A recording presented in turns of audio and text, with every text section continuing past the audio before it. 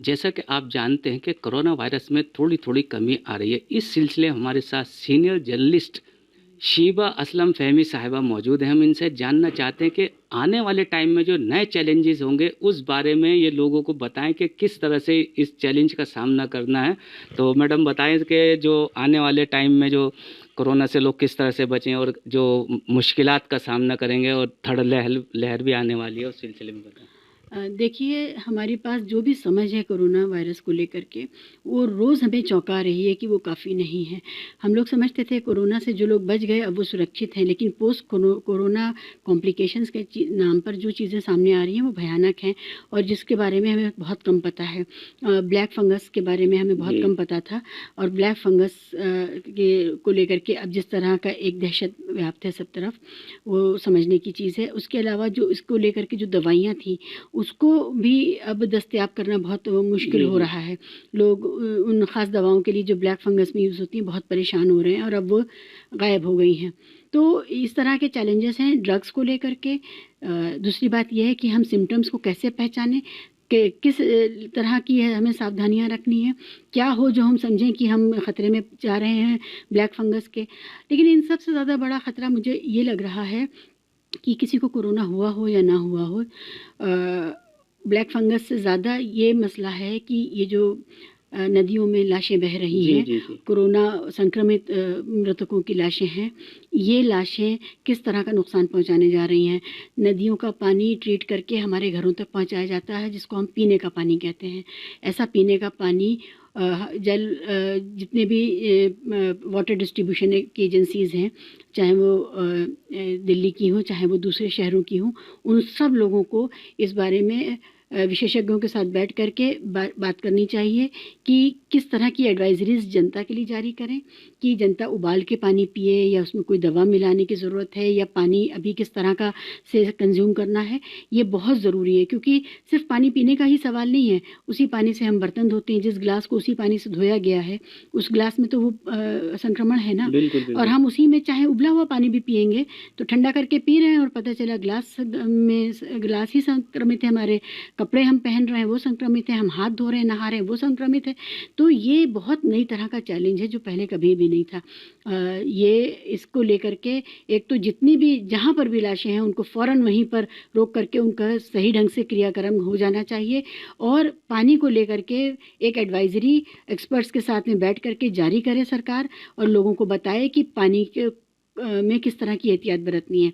ये तो पानी की बात हो गई, लेकिन इसके अलावा भी हमें नहीं पता कि कोरोना किस किस तरह से हमें जी, प्रभावित कर रहा है। प्रभावित करेगा। तो इसको लेकर के एक सरकार के स्तर पे बाकायदा एक बॉडी बननी चाहिए जो पोस्ट पैंडेमिक मामलों को देखे और सबसे ज़्यादा उसमें स्वास्थ्य के मामले हैं, जो सामाजिक मामले हैं, जो आर्थिक मामले हैं वो अपनी जगह हैं क्योंकि आर्थिक तौर पे बहुत से लोग जो ज़िंदा बच गए हैं लेकिन शायद 6 महीने तक वो काम करने लायक नहीं रहेंगे। ऐसे लोगों को किसी तरह का मुआवजा, किसी तरह का सहारा मिलना चाहिए सरकार की तरफ से।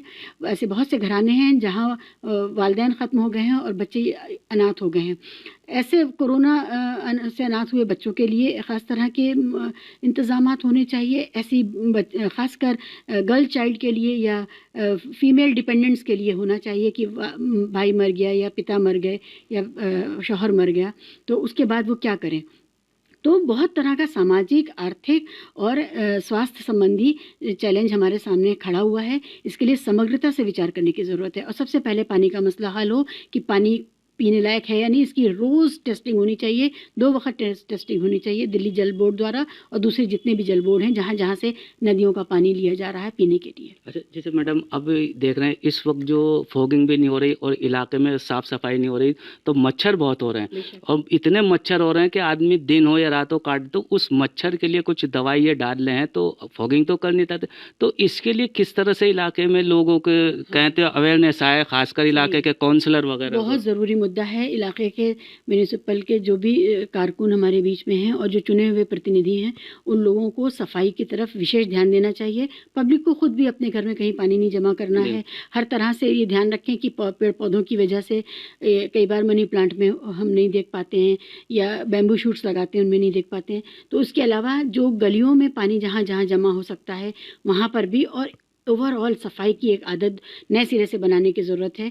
सरकार के साथ मिलके, गवर्नमेंट एजेंसीज़ के साथ मिलके, एमसीडी वगैरह के साथ मिल करके अपनी गलियों को साफ़ कीजिए। ये आपके लिए ज़रूरी है, क्योंकि अब आपको नहीं पता है कि अगर आप अभी कोरोना से जंग पूरी तरह जीते भी नहीं हैं, अगर डेंगू आ गया साथ में, मलेरिया आ गया साथ में, तो शरीर इस लायक नहीं है कि वो इतने बड़े बड़े हमलों को बर्दाश्त कर सके। तो उसका सबसे अच्छा तरीका यही है कि आप बचाव कीजिए।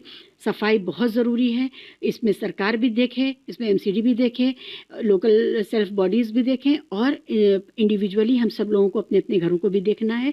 तो जितना हो सके इस पर काम करने की ज़रूरत है। जैसे हम देख रहे हैं कि लोग अक्सर बगैर ज़रूरत निकलते हैं, तो आप खासकर ऐसे लोगों से या जो भी है उससे अपील किस तरह से करें कि सरकार की गाइडलाइन पर अमल करें या अपनी ज़रूरत के तहत ही बाहर निकलें, सैनिटाइज का इस्तेमाल करें, दूरी बना कर रखें? देखिए, आज हम सब लोग जिस तरह से सोशल मीडिया से जुड़े हुए हैं, किसी के पास भी जानकारी की कमी नहीं है। इसके बाद भी अगर कोई बाहर निकल रहा है, या तो बहुत मजबूर होगा, या फिर उसके अंदर कोई हठधर्मी और ज़िद है। जो हठधर्मी और ज़िद है वो उसको भी महंगी पड़ेगी, उसके ख़ानदान को, उसके पड़ोस को महंगी पड़ेगी, और सबको महंगी पड़ेगी। लोगों को ये समझना चाहिए कि जिनकी मजबूरी है निकलना, उनका तो अलग बनता है, और वो अकेले जाते हैं, अपना काम करते हैं, चले आते हैं। लेकिन जो तफरीहन बाहर निकल रहे हैं, जो घूमने फिरने की नज़र से बाहर निकल रहे हैं, या जो बहनें यूं ही बाजार में जा रही हैं, उन सबसे गुजारिश है कि आप अपने ख़ानदान को, अपने घर को, अपने बच्चों को, सबको बचाइए। ये ज़िद नहीं अच्छी है, इसलिए मत इस बात पर आमादा रहिए कि ये सरकार ने कहा है। सरकार ने बेवजह नहीं कहा है, आपके अपने फ़ायदे के लिए कहा है। ये कोई ऐसा कानून आप नहीं तोड़ रहे हैं कि आप अंग्रेज़ों का कानून तोड़ करके आप उनसे मुखालफत कर रहे हैं या उनका विरोध जता रहे हैं, या आप अपने ख़िलाफ़ खड़े हो रहे हैं जब आप ये कोविड गाइडलाइंस को फॉलो नहीं कर रहे हैं। कोविड गाइडलाइंस की सबको जानकारी है। जो लोग भी हठधर्मी दिखा रहे हैं, उनके साथ हमदर्दी नहीं रखनी चाहिए।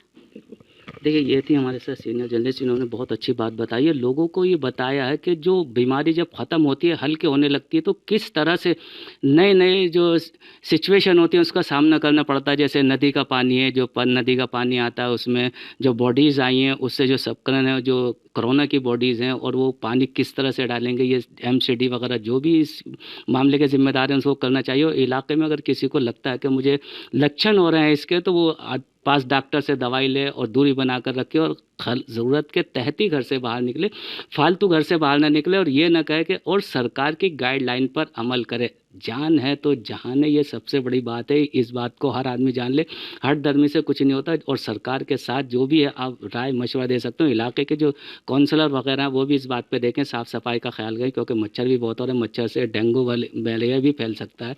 इस सिलसिले में लोग एक दूसरे जाने, और इलाके वाले भी, और अपने घर से भी खुद ब खुद सफाई करें। दिल्ली से एम रामेश। सियासी तकदीर यूट्यूब चैनल को सब्सक्राइब करें और बेल आइकन पर क्लिक करें ताकि आपको सबसे पहले खबरें मिलती रहें।